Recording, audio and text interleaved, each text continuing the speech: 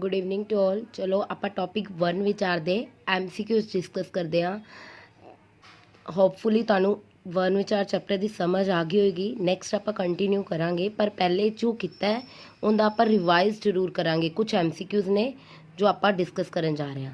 The first question है, भाषा की सबसे छोटी इकाई क्या है। हमने पहले भी ये डिस्कस किया था कि भाषा की सबसे छोटी इकाई क्या है। भाषा की सबसे छोटी इकाई क्या है? वर्ण, स्वर, शब्द या व्यंजन। तो भाषा की सबसे छोटी इकाई जो है हमारे पास वो क्या है? वर्ण है। भाषा की सबसे छोटी इकाई हमारे पास क्या है? वर्ण है, या फिर हम इसको वर्ण को क्या बोल सकते हैं? ध्वनि है। नेक्स्ट क्वेश्चन है, हिंदी भाषा की वर्णमाला के कितने भाग हैं? हिंदी भाषा की वर्णमाला के मैंने कितने भेद बताए थे आपको? हिंदी भाषा की वर्णमाला के हमने 2 भेद बताए थे। वो कौन कौन से थे? स्वर और व्यंजन। कितने भेद हैं हमारे पास? 2 भेद हैं। हिंदी भाषा की वर्णमाला के हमारे पास 2 भेद है, स्वर और व्यंजन। तो नेक्स्ट क्वेश्चन है, हिंदी कौन सी भाषा का शब्द है? हिंदी कौन सी भाषा का शब्द है? संस्कृत, उर्दू, फारसी या फिर प्राकृत। तो हिंदी जो है वो फारसी भाषा का शब्द है। नेक्स्ट है, भाषा के शुद्ध रूप का ज्ञान किससे होता है? भाषा के शुद्ध रूप का ज्ञान किससे होता है? लिपि से, स्वर से, व्याकरण से या फिर वर्णमाला से। मैंने आपको बताया था कि किसी भी भाषा को शुद्ध रूप में बोलने और लिखने में हमारी क्या चीज़ हेल्प करती है? वो है व्याकरण। हमारी क्या चीज़ हेल्प करती है? व्याकरण। पहले भाषा बनती है और फिर उस भाषा की व्याकरण बनती है, तभी हमें भाषा का शुद्ध रूप का ज्ञान होता है। हाँ जी, तो नेक्स्ट क्वेश्चन है, लेखन की दृष्टि से वर्णों की संख्या क्या है? मैंने बताया था आपको उच्चारण की दृष्टि से अलग और लेखन की दृष्टि से अलग। तो लेखन की दृष्टि से वर्णों की संख्या क्या है?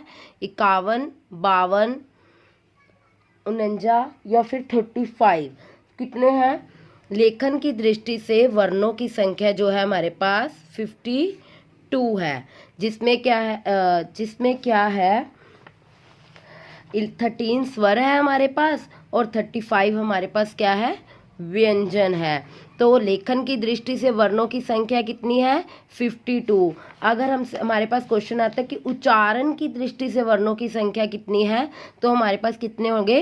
45, जिसमें 10 स्वर और 35 व्यंजन है। उच्चारण की दृष्टि से वर्णों की संख्या 45 और लेखन की दृष्टि से वर्णों की संख्या क्या है?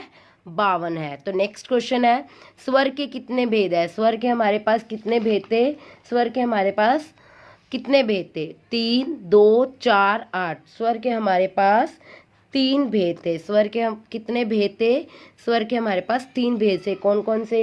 ह्रस्व स्वर, दीर्घ स्वर, प्लुत स्वर। ह्रस्व, दीर्घ, प्लुत, ये हमारे पास स्वर के 3 भेद थे। नेक्स्ट है, निम्न में से कंठ ध्वनियाँ कौन कौन सी है? य, र, च, छ, क, ख और ट और ठ। इनमें से कंठ है, मैंने बताया था आपको कौन सा उच्चारण स्थान किसका है, तो कंठ का कौन सा है? क। क और ख क्या है? कंठ ध्वनियाँ हैं। नेक्स्ट है, अ, ए, ई क्या कहलाते हैं? अ, ए, ई ये कौन से बताए थे मैंने? क्या हमारे पास 13 स्वर है, अ से लेके अंक खाली तक ये हमारे पास स्वर थे। उसमें अ, ए, ई क्या कहलाते हैं? फिर व्यंजन, स्वर या फिर महाप्राण। तो ये हमारे पास आंसर है स्वर। निम्नलिखित में से कौन सा व्यंजन नहीं है? निम्नलिखित में से कौन सा व्यंजन नहीं है? क, ट, स और उ। इनमें से व्यंजन कौन सा है? जो उ है वो क्या है हमारे पास? स्वर है। तो ये एक व्यंजन नहीं है। तो निम्नलिखित में से कौन सा व्यंजन नहीं है? उ। क, ट, स ये सारे हमारे पास क्या है, व्यंजन, और जो ऊ है वो हमारे पास स्वर है। हाँ जी, श ध्वनि किसके अंतर्गत आती है? श ध्वनि, मैंने आपको बताया था कि कुछ वर्ड्स ऐसे हैं, संयुक्त व्यंजन है जो दो शब्दों के मेल से बने हैं। तो श, त्र, ग, श, ये क्या है हमारे पास, संयुक्त व्यंजन है। तो ये किस में आती है, संयुक्त व्यंजन। नेक्स्ट क्वेश्चन है, हिंदी वर्णमाला में स्वरों की कुल संख्या कितनी है? हिंदी वर्णमाला में स्वरों की कुल संख्या 10, 11, 13 और 12।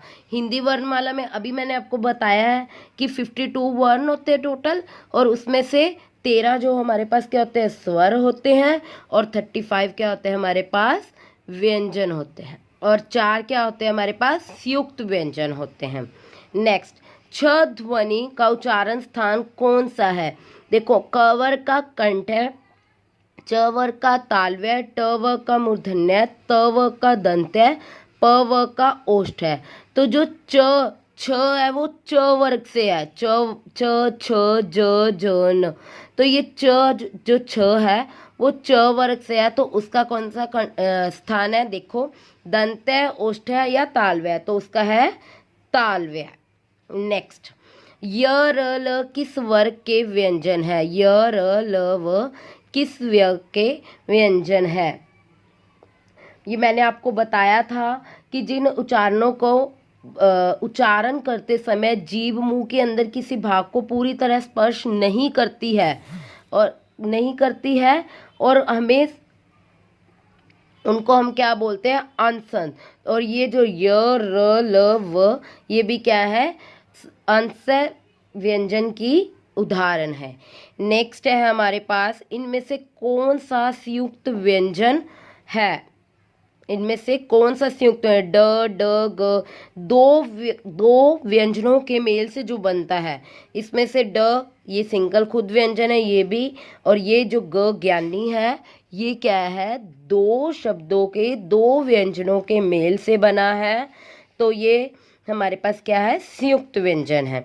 हिंदी वर्णमाला में व्यंजनों की संख्या कितनी है? 32, 36, 34 या 33। जो हमारे पास वर्णों की संख्या है वो है 33 है, और दो हमारे पास द्विगुण व्यंजन भी होते हैं, जिसको ऐड हम करके इसको 35 कर देते हैं। नेक्स्ट, अब हम आपके पास कुछ 2 क्वेश्चंस है जिसका आपको कमेंट सेक्शन में आंसर देना होगा। और आपको मेरी वीडियोस कैसी लगी प्लीज़ कमेंट सेक्शन में आप ज़रूर राइट करना कि इसका बेनिफिट किसी पर्सन को हो रहा है या नहीं, प्लीज़ लेट मी नो। तो आपके लिए जो होमवर्क है, इसके आंसर मैं आपके कमेंट बॉक्स में चेक करूंगी। स्वर के 3 भेदों के नाम लिखो, 3 भागों या 3 भेदों के नाम लिखो। नेक्स्ट है, उष्म व्यंजन की उदाहरण दो। इन दोनों क्वेश्चनों का मैं आपका आंसर जो है वो कमेंट बॉक्स में चेक करूंगी। सो